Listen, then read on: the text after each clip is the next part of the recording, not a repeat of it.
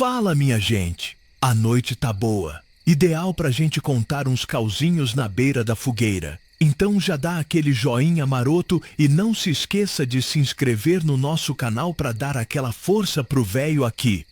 Ah, e escreva nos comentários de onde você é e que horas está assistindo nossos vídeos. Então bora pros causos.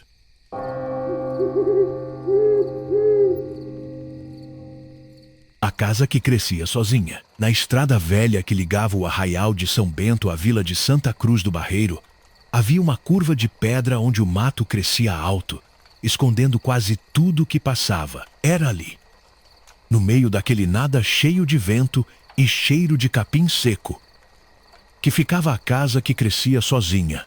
Não era mansão, nem rancho pobre.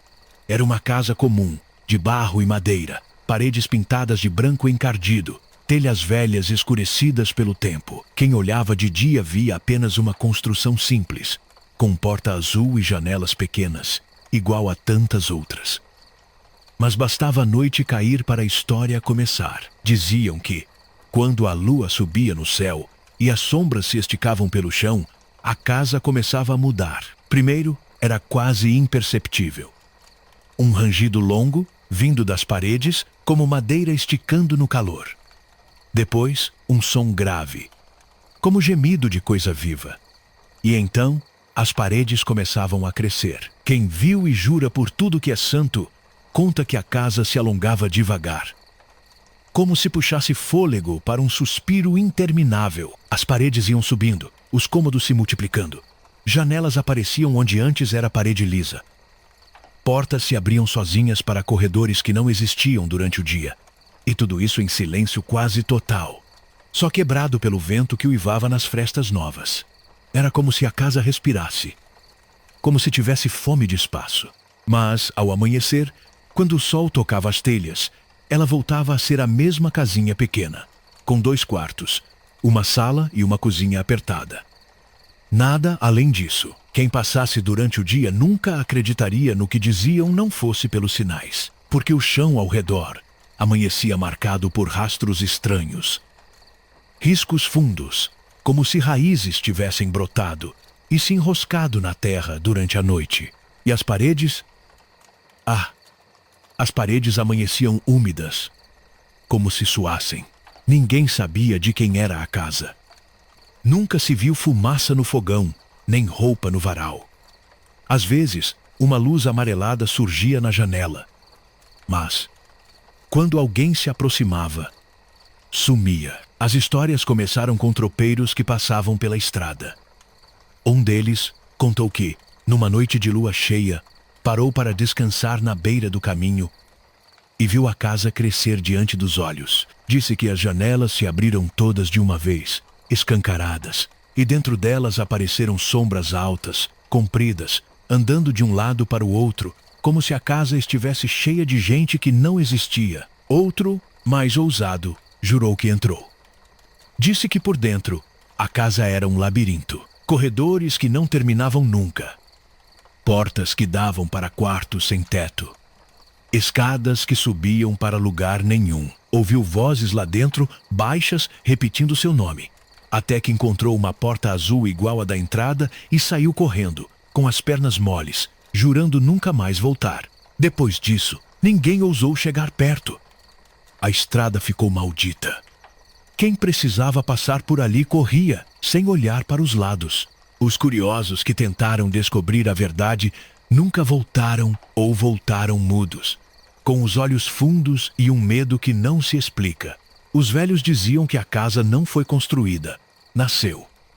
Que ali, naquele pedaço de terra, antigamente havia um convento incendiado, cheio de gente que morreu rezando, e que as almas, sem lugar para ficar, juntaram seus restos de parede e tijolo para erguer um corpo de barro e madeira que cresce à noite, porque ainda não se cansou de procurar espaço para caber tanta alma perdida. Hoje, quem passa pela estrada à noite, se tiver coragem de olhar para trás, pode ver a silhueta da casa contra a lua. Enorme, alta, cheia de janelas acesas, como um monstro vigiando a escuridão. Mas, quando o sol nascer, vai jurar que não viu nada. Só uma casinha humilde, parada no meio do mato, com a porta azul e o silêncio grudado nas paredes. E mesmo assim, vai sentir um arrepio no fundo da espinha, porque no coração vai saber: as casas que crescem sozinhas não querem só espaço, querem companhia.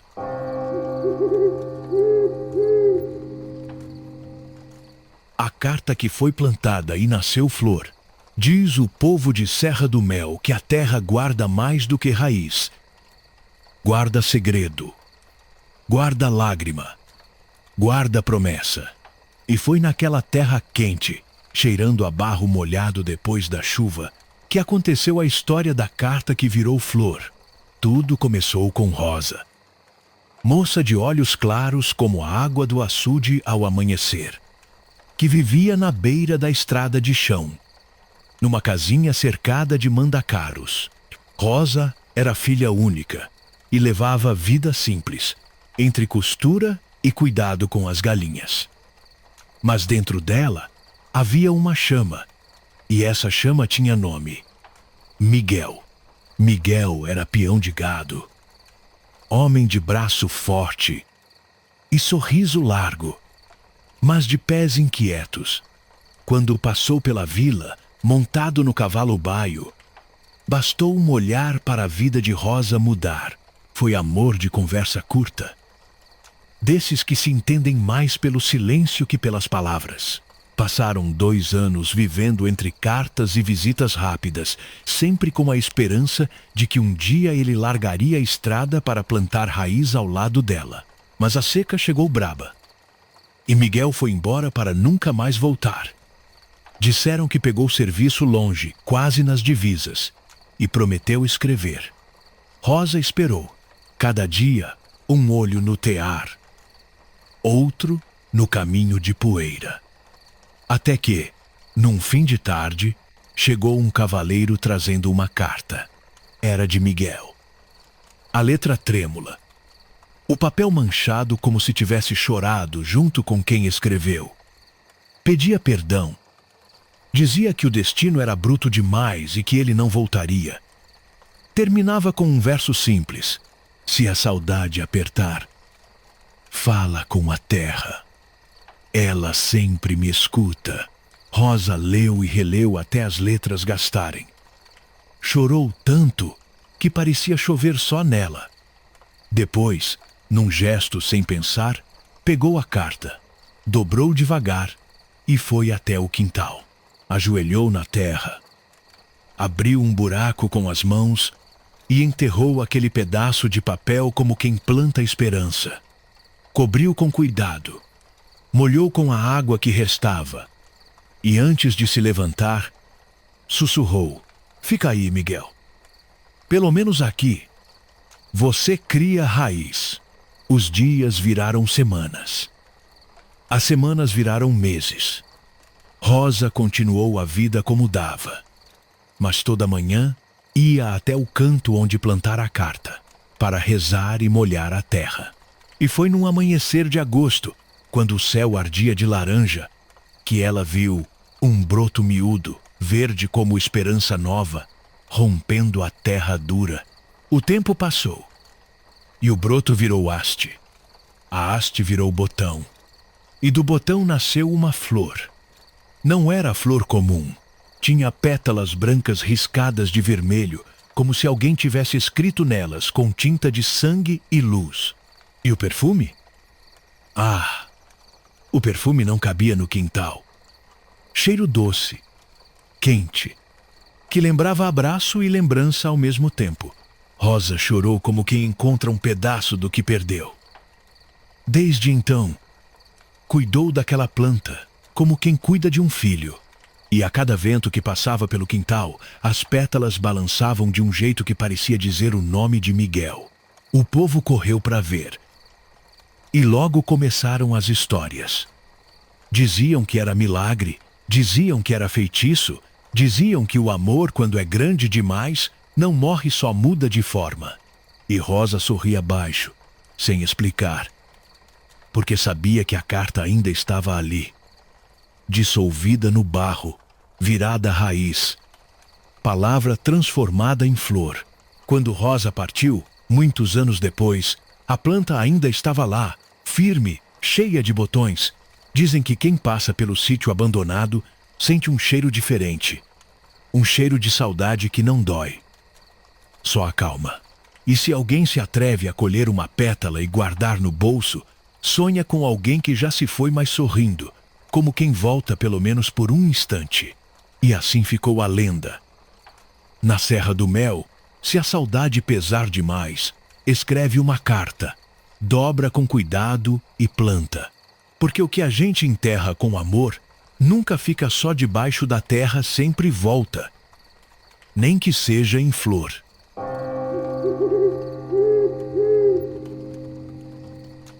A enxada que só funcionava com música de viola. No sertão de Pedra Branca, onde a terra era dura como casco de jabuti e o sol rachava o chão até a raiz, vivia Dona Rita, uma mulher miúda, mas de fibra tão grossa que dava nó em homem valente. Viúva há mais de 20 anos, criou os filhos sozinha na força do braço e na fé de que a vida sempre dá um jeito mesmo quando o jeito parece não existir. Sua roça era pequena, só uns poucos palmos de chão vermelho no fundo do quintal. Mas era dali que tirava o milho, a mandioca e a coragem para continuar. A enxada era sua companheira fiel, ferramenta velha, cabo gasto, ferro limado pelo tempo, mas resistente. Porém, havia algo de estranho naquela enxada, coisa que o povo todo da região comentava em cochicho. A enxada só trabalhava quando ouvia música de viola. Dona Rita dizia isso rindo, como quem conta causo para animar conversa. Mas quem via sabia que não era brincadeira. Bastava ela tentar cavar a terra em silêncio para o ferro emperrar, como se a lâmina tivesse virado pedra. Não importava a força, a enxada simplesmente não cortava. O cabo rangia, o braço doía, mas a terra ficava intacta, zombando da insistência. Agora, bastava alguém dedilhar uma viola, mesmo de longe, que a mágica acontecia. A enxada deslizava pelo chão feito faca em manteiga. O ferro brilhava. A terra se abria macia. O suor parecia leve. Era como se a ferramenta dançasse no compasso da música, animada, contente. O povo ria. Essa enxada é mal acostumada, Rita. Só quer saber de moda de viola. E ela respondia: não é frescura, não. É mania de espírito. Dona Rita contava que a enxada tinha sido do finado João Sereno. Seu marido, violeiro famoso nas redondezas. Homem que tirava som da viola até fazer o vento parar para escutar. João tinha mania de levar a viola para a roça. Tocava e cantava, enquanto cavava, num ritmo tão bonito que até os passarinhos vinham pousar no cabo da enxada. Um dia, João caiu morto no meio da plantação, com a viola encostada no tronco e a enxada cravada na terra. Desde então, a ferramenta parecia ter guardado a alma da música e do homem. Essa enxada conheceu mais moda do que missa, dizia Dona Rita, passando a mão no ferro gasto. Por isso, só trabalha com canto. É mal acostumada. Igual gente. No começo, a velha se virava sozinha. Punha um rádio de pilha pendurado no pescoço e deixava a música tocar enquanto capinava. Mas quando o rádio pifava ou a pilha arriava, a enxada endurecia outra vez, parada, como se zangada. Então, ela passou a depender dos violeiros vizinhos. Chamava um ou outro para tocar na beira da roça, pagava com bolo de fubá e café quente. E assim o serviço andava, no balanço da toada. Até que, numa seca braba, ninguém tinha tempo para tocar de graça. Cada qual correndo atrás da própria lida. Dona Rita, sozinha, olhou para o cabo da enxada e murmurou: Ô João, ajuda tua velha aqui. Naquela noite, um vento diferente correu pela varanda. O lampião tremeluziu e Dona Rita sentiu um arrepio doce, como se alguém tivesse passado a mão nos cabelos dela. No outro dia, quando pegou a enxada, escutou, jura por tudo que é santo, um som de viola vindo do cabo. Baixinho, mas claro. Um ponteado manso, igualzinho ao que João tocava. E a enxada? Ah, a enxada trabalhou como nunca, desde então. Quem passa pelo roçado de Dona Rita no fim da tarde, diz que ouve música sem ninguém tocando. Uma melodia bonita, triste e alegre ao mesmo tempo, que se mistura ao bater da lâmina na terra. Às vezes até uma voz arrastada, cantando verso antigo. Enquanto a viola chora, eu planto pra vida inteira. Quem canta não morre nunca. Fica na roça, na poeira. Hoje, a história corre o sertão. E o povo aprendeu a respeitar a tal enxada. Porque todo mundo sabe. Ela não corta só. Terra corta silêncio. E naquelas noites de lua cheia, se você passar perto da casa de Dona Rita, vai ver a sombra dela curvada sobre o chão. E, bem ao lado, a sombra de um homem com chapéu de palha, dedilhando uma viola invisível. Porque algumas promessas de amor não acabam nem quando a morte fecha a porteira. E João Sereno ainda cumpre a dele: fazer a enxada dançar no ritmo da saudade.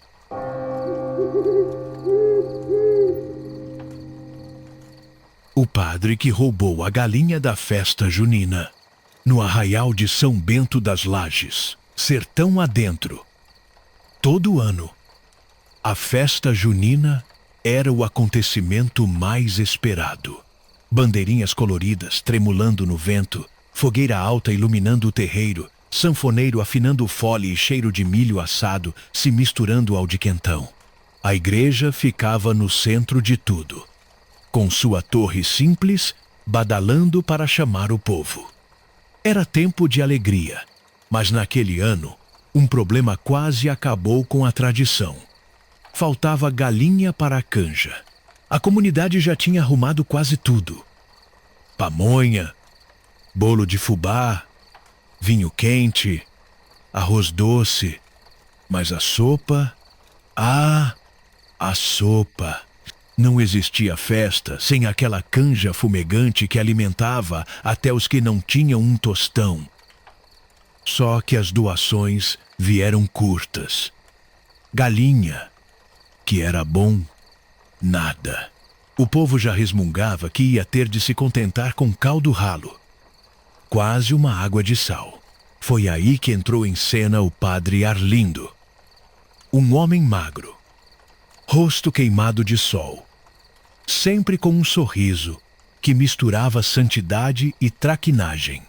Era querido pelo povo, mas tinha uma fama danada de aprontar milagres para resolver as coisas.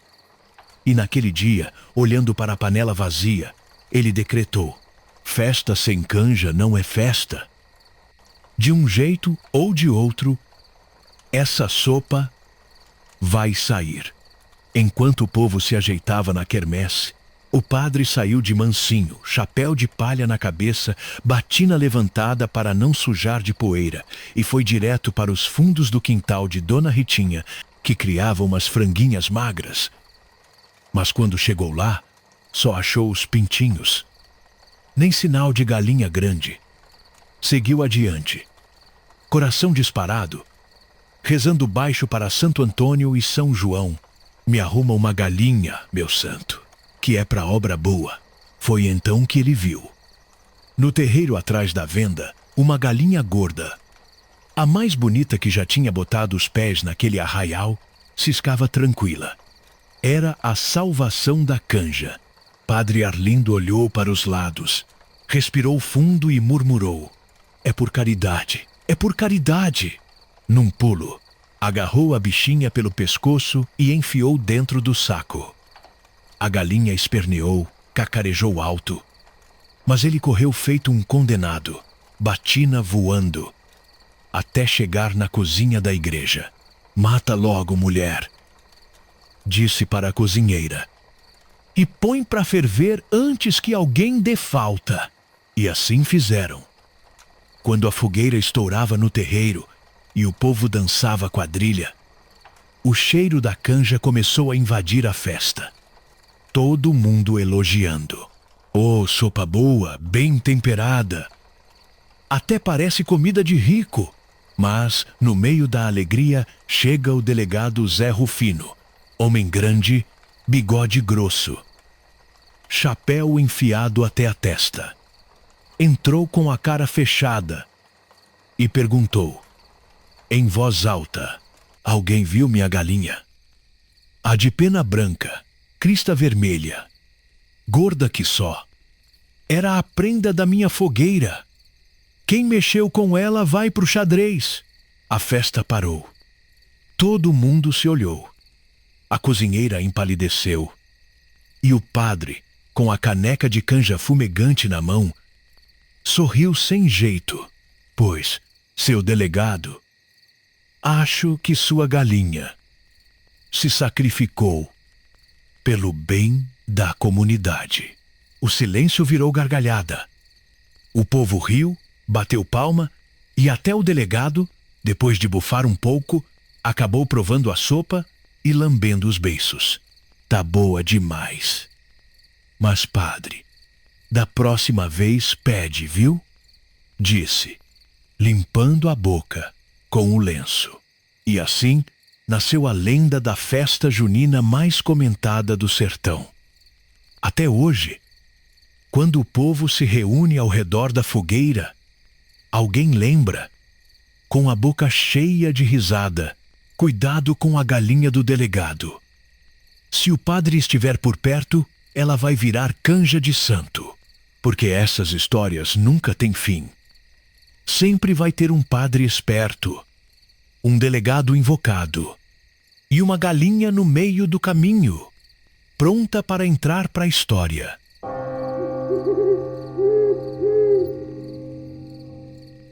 O trator que casou com a máquina de lavar, lá no sertão de Lagoa do Mato. Terra onde até o silêncio parece gemer com o vento. Morava um sujeito conhecido por todo mundo. Seu dito, homem bom, mas com uma mania esquisita, que dava assunto para meses de prosa. Ele jurava que tudo tinha alma. As árvores, os móveis, as roupas e, principalmente, as coisas que trabalhavam junto com a gente. Máquina que ajuda na lida não é só ferro não, gente. É gente também. Tem sentimento. Repetia ele, com aquela calma de quem acreditava mais no que dizia do que no nascer do sol. Seu dito era viúvo fazia anos. Vivia num sítio pequeno, rodeado de galinhas, 3 vacas magras, uma horta miúda e um trator vermelho. Herança do pai, que ele tratava como se fosse filho, lavava o bicho com esmero, passava óleo no motor, falava com ele como quem fala com cristão. Até nome tinha, Mandacaru. Esse trator é meu companheiro. Nunca me deixou na mão, dizia. Trabalha comigo desde moço. Merece respeito, mas o que ninguém esperava era o que viria depois, num dia de calorão.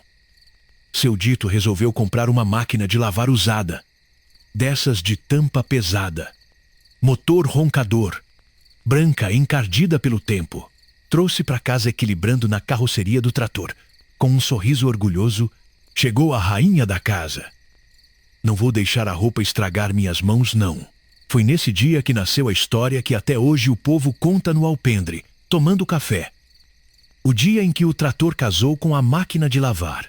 Tudo começou quando seu dito, sozinho no sítio, começou a reparar no barulho da máquina funcionando. Ele dizia que aquilo não era som de motor. Era canto. Olha só que melodia bonita. Parece até que está conversando com o Mandacaru. De fato, quando a máquina ligava, o trator, parado no terreiro, dava uns estalos estranhos, como se o ferro quisesse se mexer. E quando a máquina desligava, o trator ficava quieto outra vez, meio cabisbaixo. Seu dito, que acreditava na alma das coisas, não teve dúvida. Eles se gostaram. Tá na cara. A partir desse dia começou a colocar os dois perto. Levava a máquina para a varanda, virada para o terreiro, enquanto o trator descansava na sombra. E ficava ali, olhando os dois, sorrindo feito pai de noiva. Olha que casal bonito! É amor do bom, minha gente. E começou a inventar história. Que, quando o vento soprava, era Mandacaru assobiando para a namorada. Que o motor da máquina girava mais rápido quando o trator estava por perto. E falava isso sério. Um dia, resolveu fazer o casamento simbólico. Decorou o terreiro com bandeirinha de papel. Pendurou um terço no volante do trator e enfeitou a máquina com um véu feito de renda velha. Chamou 2 vizinhos para servir de padrinho, prometendo cachaça e bolo de fubá. Casamento de alma, minha gente. Se gente pode amar, por que máquina não pode? E lá se fez a cerimônia mais estranha que aquele sertão já viu. Seu dito, de chapéu de palha, discursou para o vento. Eu vos declaro, trator e máquina, unidos para sempre na alegria da lida e na tristeza da falta de energia. O povo riu, fez piada, contou na venda, espalhou a notícia. E até hoje a história corre, rendendo risada. Mas o curioso veio depois. Dizem que, depois do tal casamento, Mandacaru nunca mais deu pane. Ligava na primeira partida. Puxava arado como nunca. E a máquina? Lavava a roupa como se fosse nova, sem engasgo, sem quebrar correia. Era como se, de alguma forma, os dois tivessem mesmo feito um pacto. Seu dito morreu anos depois. Mas, até o fim, jurava que amor não escolhe forma, nem se é de carne, nem se é de ferro. Quando perguntavam por que acreditava tanto nisso, ele sorria, mostrando o céu da boca gasto, e dizia, porque quando eu passava entre eles, juro que sentia calor. E não era do sol, não. Era coisa viva. Hoje, quem passa pelo velho sítio abandonado ainda vê o trator Mandacaru coberto de ferrugem no terreiro, parado ao lado da carcaça branca da máquina. E quando venta forte no cair da tarde, há quem jure ouvir um ronco leve de motor misturado com um giro distante de tambor, como 2 velhos dançando sua última valsa no silêncio do sertão. Porque, se seu dito estava certo, amor é mesmo teimoso, e teimosia, lá no sertão, nem a morte desmancha.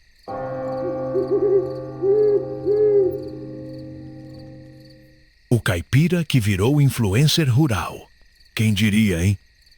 Que um dia, o povo da roça ia virar celebridade na tal da internet. Mas aconteceu, e eu vou contar tudinho. Porque não é mentira não, nem invenção de pescador. É história verdadeira, ou pelo menos é assim que o povo do Córrego das Lajes conta. E quem sou eu para duvidar? Tudo começou com seu Onofre, um homem da roça, daqueles bem raiz, que viveu a vida inteira com o pé na terra, chapéu de palha na cabeça e a enxada no ombro. Homem bom, trabalhador, mas com uma língua afiada que Deus me livre. Se começasse a falar, saía história, causo, receita, conselho e até crítica para o governo, tudo num fôlego só. Era conhecido em todo canto pelas tiradas engraçadas e pela mania de falar com os bichos como se fossem gente. Bom dia, mimosa. Dormiu bem? Dizia pra vaca. Ô Zé Galo, canta direito que hoje é dia de feira. Falava com o bicho como quem dá bronca em filho. Pois bem, seu Onofre tinha 72 anos. Corpo miúdo, mas firme, e um bigodão branco que mais parecia espanador de fogão. Morava num sítio simples, com a mulher, Dona Quininha, que tinha as mãos mais rápidas do que pilão de fazer paçoca. A vida deles era pacata, só quebrada pela visita dos netos nas férias. Foi num julho frio, cheio de neblina, que chegou o neto mais espevitado, o tal do Lucas, um rapazote de 16 anos, todo cheio de gíria e celular na mão. Não largava aquele trem nem para comer, gravava tudo. O cachorro correndo atrás da galinha, o galo cantando torto, até o avô tomando café. Ô menino, Pra que serve ficar filmando tudo, hein? Perguntava Onofre, coçando a cabeça. É pro TikTok, vô, dizia Lucas, todo animado. Vou postar o senhor e vai bombar. Onofre só dava risada. Esse povo inventa cada nome esquisito. TikTok, tic-teca. No meu tempo, era só tic-tac, do relógio da parede. Mas o danado do menino não desistiu. Um dia, sem nada para fazer, gravou o avô ensinando a fazer torresmo estalando na gordura, com aquele chiado gostoso que abre o apetite de qualquer cristão. O vídeo mostrava Onofre falando com naturalidade. Primeiro, minha gente, corta a barriga do porco em tirinha. Mas não tira a gordura não, que é ela que dá o chiado da alegria. Depois, põe na panela fria, deixa no fogo manso, que nem namoro de gente direita. O vídeo foi parar na internet. No outro dia tinha 100 curtidas. Em 2 dias, 1000. Em uma semana, 100.000. E Onofre nem sabia. Continuava capinando a horta, cuidando da vaca, sem imaginar que virara celebridade. Quando Lucas contou, ele não acreditou. Que é isso, menino? 100.000 gente viu eu fritando torresmo. O povo não tem mais o que fazer, não. Vô, o senhor tá famoso. Tá nos trends. Gritava o neto, rindo. E assim, começou a carreira meteórica do seu Onofre. Os pedidos não paravam.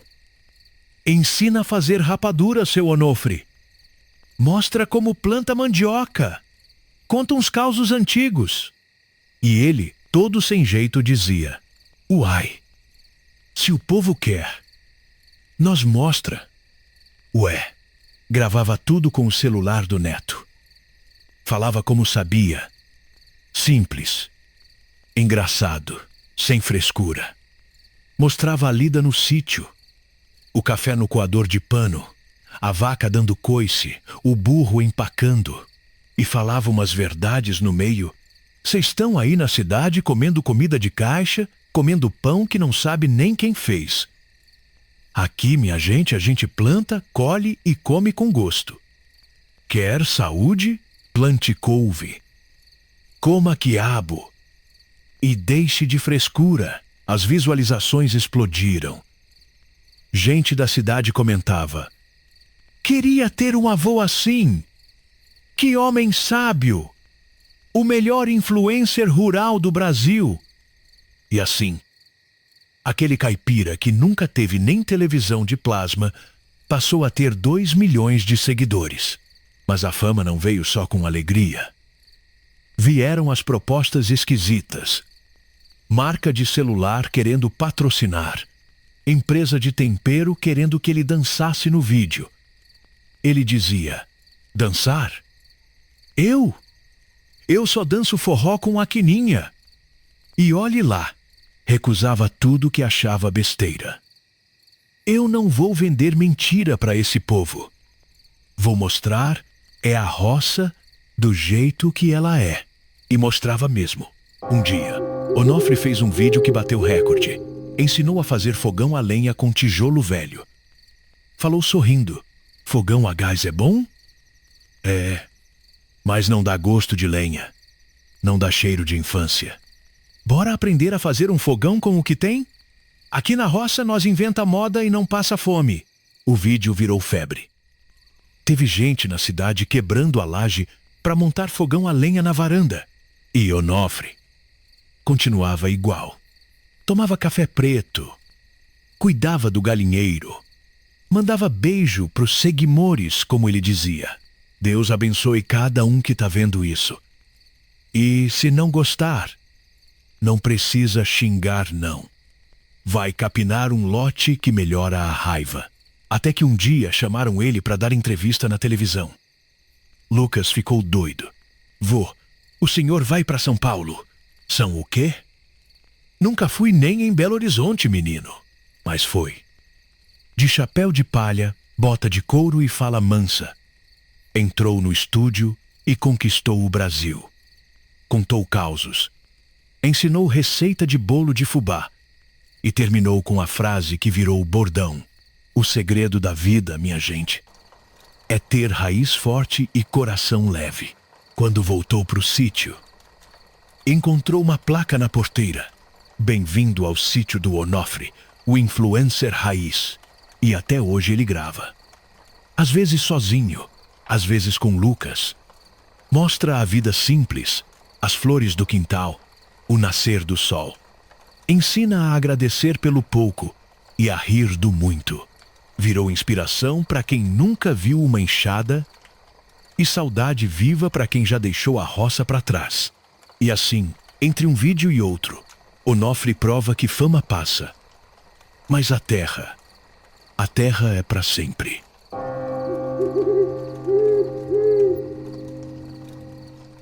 O menino que sonhava em ser espantalho, no meio do sítio do seu João, um pedacinho de terra abençoado, onde o cheiro de terra molhada se misturava com o perfume doce das flores do milharal, morava um menino miúdo chamado Pedro. Não era um menino como os outros da roça, que corriam atrás de bola de pano ou subiam em árvores. Pedro era um sonhador, com olhos grandes e curiosos, que viam beleza em tudo, principalmente nas coisas mais simples do campo. O pai de Pedro, seu Zé, era um homem forte, com mãos calejadas de tanto mexer na terra. Ele plantava milho, feijão e girassol. E cada semente era um pedaço de esperança para a família. Mas todo plantador de roça sabia que tinha um perigo: os passarinhos. Ah, os passarinhos! Lindos, cantadores, mas famintos. Eles vinham em revoadas, bando e bando, e num piscar de olhos podiam acabar com uma plantação inteira. Por isso, em toda a roça que se preze, tinha um espantalho, feito de madeira torta e roupas velhas, com um chapéu na cabeça e braços abertos. Ele ficava lá, parado, no meio do plantio, para assustar os passarinhos e proteger a comida do povo. O espantalho do seu Zé, em particular, era um sujeito esquisito, meio capenga, com um sorriso costurado na boca que parecia zombar da vida. Mas ele era bom no que fazia. Os passarinhos não chegavam perto. Pedro olhava o espantalho e sentia um nó na garganta. Ele via o pai suar para plantar, via o espantalho e via os passarinhos. Os bichinhos, com suas cores bonitas e seus cantos alegres, pareciam tristes, sem saber onde buscar comida. O coração de Pedro ficava apertado. Ele amava seu pai. Amava a plantação que dava o pão de cada dia, mas também amava os passarinhos, com suas asinhas leves e suas melodias que enchiam o céu. Foi aí que a cabeça de Pedro, cheia de sonhos, teve uma ideia. Uma ideia que parecia meio louca, mas que para ele fazia todo o sentido do mundo. Pedro queria ser espantalho, mas não um espantalho comum, daqueles que só assustam. Ele queria ser um espantalho diferente. Um que protegesse as plantações do pai e, ao mesmo tempo, os passarinhos. Ele queria que ninguém saísse perdendo. Começou pedindo para o pai as roupas velhas. O seu Zé estranhou, mas deu as roupas. Pedro pegou um chapéu de palha, vestiu umas camisas rasgadas do pai, calças compridas e amarradas nos tornozelos, e pediu para a mãe uns pedaços de pano para fazer de braços no lugar da palha. A mãe dele, Dona Maria, ria da ideia, mas ajudava o filho com carinho. Quando Pedro se vestiu, parecia um espantalho de verdade, mas com um brilho diferente nos olhos. Ele ia para a roça bem cedinho, antes do sol esquentar demais. O espantalho do seu Zé já estava lá, parado e meio triste. Pedro parava um pouco mais longe, mas ainda dentro da vista dos passarinhos. De manhã, quando os primeiros passarinhos chegavam, o espantalho do seu Zé dava conta do recado. Mas aí Pedro começava o seu plano. Em vez de ficar parado, ele fazia movimentos lentos, suaves. Levantava os braços devagar, como se estivesse abrindo um abraço. Mexia a cabeça de um lado para o outro, como se estivesse cumprimentando. E o mais importante, Ele tinha um potinho de milho que pegava escondido do pai. Ele jogava um pouquinho de milho no chão, num canto da roça que não ia atrapalhar a plantação do pai. Os passarinhos, no começo, estranhavam. Um espantalho que se mexia e jogava comida. Eles voavam em círculos, confusos. Mas a fome falava mais alto. De pouquinho em pouquinho, eles começaram a perceber. O espantalho vivo, o Pedro, não queria fazer mal. Ele só queria proteger as sementes do pai e dar um pouquinho de comida para eles. E assim, a roça do seu Zé virou um lugar mágico. O espantalho de pano continuava lá, firme, espantando os bandos maiores e mais atrevidos. Mas Pedro, o espantalho menino, ficava ali, pertinho. Uma presença gentil. Quando os passarinhos mais curiosos se aproximavam do seu cantinho de milho, Pedro fazia um movimento pequeno, um sinal. E eles entendiam. Comiam o milho que Pedro jogava, saciavam a fome. E depois voavam felizes, sem tocar na plantação do seu Zé. Seu Zé e Dona Maria, no começo não entendiam bem. A plantação estava boa como nunca. E eles viam os passarinhos. Mas não era como antes. Eles não comiam tanto. Um dia, seu Zé viu Pedro lá na roça, jogando uns grãos de milho no chão. Ele se escondeu e ficou observando. Viu o filho, o espantalho menino, com seu jeito calmo, fazendo um acordo com os bichinhos. Os olhos de seu Zé encheram de lágrimas. Não era só a plantação que estava salva. Era a alma de seu filho, que tinha achado um jeito de ser bom para todos, de unir o que parecia impossível. Pedro continuou com seu sonho de ser espantalho. Ele não só protegia a plantação do pai, mas também dava um lar e comida para os passarinhos. Ele aprendeu que às vezes a gente não precisa ser só uma coisa ou outra. A gente pode ser as duas, se tiver um coração grande e um sonho que voe mais alto que os mais altos girassóis. E na roça do seu Zé, sob o sol forte e a brisa suave, o espantalho menino, Pedro, continuou sua missão, mostrando a todos que a bondade, mesmo que pareça pequena, pode mudar o mundo inteiro, um grão de milho e um voo de passarinho por vez.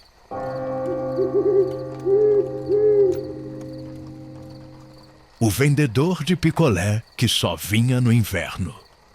Eu vou contar para vocês um causo que até hoje me faz arrepiar quando penso. Foi lá para as bandas de Minas, no povoado de Santa Luzia do Brejo, um lugar pequeno, cercado de morro e silêncio. Aqui, a vida é calma, do jeito que o povo da roça gosta. As manhãs começam cedo, com o cantar do galo, o cheiro de café coado e o barulho da lenha queimando no fogão. As tardes são lentas. A gente vê o sol se deitar atrás das serras, pintando tudo de laranja e rosa, e as noites são frias, escuras, quebradas só pelo coachar dos sapos no brejo e pelo uivo distante de algum cachorro vadio. O povo daqui é simples, trabalhador, mas curioso que só. Não tem novidade que não vire assunto. Se aparece uma pessoa estranha na venda do seu Zeca, pronto! É conversa para a semana inteira. E foi num inverno danado de gelado que a história começou. Eu nunca esqueço. Era julho e o vento cortava a cara da gente como faca afiada. O pasto amanhecia branco de geada e até os galos cantavam encolhidos. Nesse tempo, ninguém pensa em coisa fria. A gente quer é coberta grossa, sopa de feijão, café bem quente para aguentar o tranco. Só que foi justamente aí que aconteceu a coisa mais esquisita que já vi. Eu estava sentado na porta de casa, enrolado num cobertor velho, olhando a neblina descer dos morros, quando ouvi um barulho diferente. Era um som metálico, um sino tilintando devagar, seguido de um rangido como de carrinho. Estranhei. Olhei para a rua e lá vinha um homem magro, alto, empurrando um carrinho de picolé. Sim, você não leu errado. Picolé. No meio de um frio de rachar, um sujeito vendendo picolé. O homem vinha devagar, com passos firmes, o rosto comprido, os olhos pequenos que brilhavam de um jeito estranho, e na cabeça um chapéu de palha que destoava do frio. As roupas eram claras, bem passadas, como se ele tivesse vindo de uma festa. E o carrinho? Ah, o carrinho era diferente, todo pintado de branco e azul, reluzindo mesmo no tempo nublado. Em cima, uma plaquinha. Os melhores sabores para você sorrir. Ele parou no meio da praça e anunciou com voz forte: Olha o picolé! De fruta, de creme, de leite! Quem vai querer? O povo foi chegando devagar, rindo e cochichando. Homem doido! Quem é que vende picolé com esse frio? Isso é gente que perdeu a cabeça, só pode. Mas não sei o que deu na gente. Um por um, todo mundo foi comprando. Eu mesmo comprei um de coco, só por curiosidade. E olha, eu nunca provei nada igual. Era doce na medida certa, cremoso, parecia derreter na boca de um jeito diferente. Naquele dia, o homem vendeu tudo. Sim, vendeu tudo, e isso no meio do inverno mais gelado que já tivemos. No outro dia, ele voltou. E no outro também, sempre no mesmo horário, empurrando o carrinho e tilintando o sino. A cada dia, mais gente aparecia. Até quem não tinha costume de gastar, saía de casa só para comprar um picolé. A coisa virou evento. E o mais estranho, quanto mais frio fazia, mais ele vendia. Começaram as perguntas. Quem era aquele homem? De onde vinha? Onde dormia? Ninguém sabia. Nunca vimos ele em lugar nenhum além da praça. Acabava de vender, sumia pela estrada que levava à mata e pronto. Teve gente que jurou que o carrinho não fazia pegadas na lama. Outros diziam que quando ele passava, o ar ficava mais quente, como se trouxesse um pedaço de verão. Teve um dia que seu Damião, homem velho e teimoso, disse: Eu vou seguir esse cabra. Quero ver até onde ele vai. Ficamos escondidos, espiando. Quando o homem terminou de vender, lá foi seu Damião atrás. Andaram, e lá pelas tantas, bem na entrada da mata, o velho parou e voltou correndo, branco feito vela. E aí, seu Damião, o que viu? Perguntei. Ele olhou para mim com os olhos arregalados e disse baixo: Não pergunta, não! Aquilo não é coisa boa. Depois disso, ninguém mais tentou seguir. Mas a coisa não parou. Quem comprava picolé jurava que sonhava estranho naquela noite. Uns sonhavam com praias lindas, outros com gente que já morreu. Eu mesmo sonhei com meu pai, sentado numa cadeira de palha à beira-mar, tomando picolé comigo. Acordei suando, mesmo no frio. Com o tempo, começaram as histórias. Gente dizendo que o picolé curava a dor, sumia com tristeza, dava coragem. Teve mulher que jurou que engravidou depois de comer um de morango. Foi aí que a fama correu. O povo de longe começou a vir. E todo mundo comprava. Mas o homem nunca falava nada além do necessário. Um boa tarde, um quer de quê? E só. O sorriso, no entanto, era estranho. Um sorriso calmo, mas que deixava a gente arrepiado, sem saber por quê. Um dia, a curiosidade me venceu. Perguntei: Moço, por que vender picolé no frio? Ele me olhou firme e respondeu: Porque é quando as pessoas mais precisam, e saiu andando. Depois disso, não insisti mais. Mas fiquei com aquilo na cabeça. Como assim, mais precisam? E então, do nada, ele sumiu. Um dia apareceu, no outro não veio mais. O povo esperou, mas nada. Até a estrada por onde ele passava parecia diferente, como se a mata tivesse engolido tudo. Quem tentava achar se perdia. Hoje, quando o inverno chega e a praça fica vazia, a gente ainda fala dele. Tem gente que jura ouvir o sino do carrinho na neblina. Outros dizem que viram pegadas frescas perto da Ponte Velha. Eu só sei que desde aquele inverno nunca mais tomei um picolé igual. E a moral dessa história? Tem coisa que acontece na vida que não é para entender. É só para lembrar que o mistério existe. Estas histórias nunca têm fim. Porque sempre vai ter um povoado esperando por um barulho de sino no frio. Sempre vai ter alguém jurando que viu o homem do carrinho. E sempre vai ter um coração querendo acreditar que coisas assim podem acontecer de novo.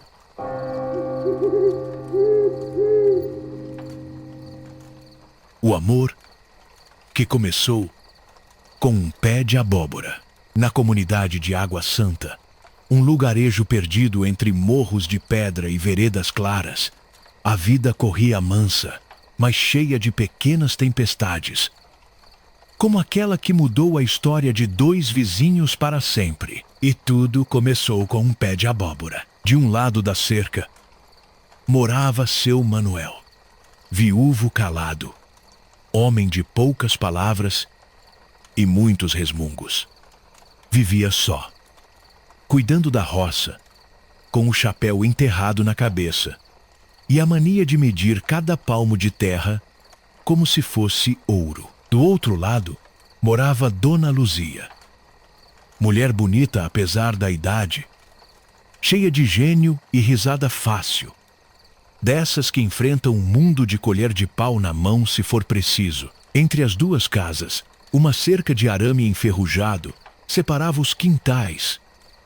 Ou pelo menos devia separar, mas no sertão, a terra tem vontade própria. E as sementes, quando se soltam no vento, escolhem onde querem viver. Foi numa manhã de agosto que tudo começou. Luzia saiu cedo, balde na mão, para regar a horta, quando deu com os olhos num pé de abóbora enorme, folhagem verde brilhando no sol, grudado no canto da cerca do lado de Manuel. Mas ela jurava que tinha plantado daquele lado também, e que aquela rama era filha das sementes dela. Mas olha só a folga desse homem. Até as minhas abóboras ele quer para ele? Resmungou, ajeitando a saia. Não pensou duas vezes. Passou por baixo da cerca, entrou no quintal alheio e começou a puxar a rama para o lado dela. Foi nessa hora que Manuel apareceu, vindo com a enxada no ombro. Ô, Dona Luzia, tá pensando que isso aqui é quê? A feira? Esse pé é meu? Bradou, com a testa franzida. Seu, não. Essa rama nasceu das minhas sementes. Eu que joguei aí sem querer. E, se nasceu pro meu lado primeiro, é porque Deus quis assim. Rebateu ela, com a mão na cintura. Começou uma discussão que atravessou a manhã, misturando palavra dura com ditado popular. Ele falava que a terra não tem dono, mas o fruto é de quem cria. Ela dizia que justiça se mede pelo vento que leva a semente. No fim, nenhum cedeu. Mas, quando o sol bateu forte, Manuel coçou a cabeça e soltou. Quer saber? Vamos dividir. Metade da rama para cada um. O que der, a gente reparte. Luzia torceu a boca. Fingiu desgosto, mas aceitou. Voltou para casa cuspindo marimbondo, mas no fundo, com um riso escondido. Os dias passaram, e os dois começaram a se encontrar na beira da cerca para vigiar o crescimento da aboboreira. Primeiro, trocavam farpas. Se molhar demais, estraga, dizia Manuel. Estraga nada. Molho do meu jeito desde menina, retrucava Luzia. Depois vieram as conversas mansas, os causos antigos, as risadas lembrando do tempo em que a vida era mais leve. Um dia, Manuel levou um copo de café quente para ela. No outro, Luzia apareceu com um pedaço de bolo de fubá. E, quando as primeiras abóboras começaram a despontar, já era difícil saber onde terminava a horta de um e começava a do outro. Na colheita, foi Manuel quem sugeriu, em vez de dividir, Vamos cozinhar juntos. Naquela tarde, o cheiro de abóbora com carne seca se espalhou pelo terreiro. Comeram rindo, falando ao mesmo tempo, com as mãos esbarrando sem querer. E, quando a lua subiu redonda no céu, os dois estavam sentados no banco da varanda, olhando para a cerca que agora parecia tão inútil. Meses depois, tiraram o arame e plantaram um canteiro só, cheio de flores, abóboras e promessas. Quem passava pela estrada dizia que Manoel voltou a sorrir como nunca e que Luzia cantava de manhã outra vez. Hoje, quem conta a história faz questão de dizer: não foi feitiço, nem simpatia. Foi só um pé de abóbora, teimoso como o amor, que achou caminho no meio da cerca. Porque no sertão, tudo que nasce do chão tem raiz forte e até as abóboras sabem juntar destino de gente.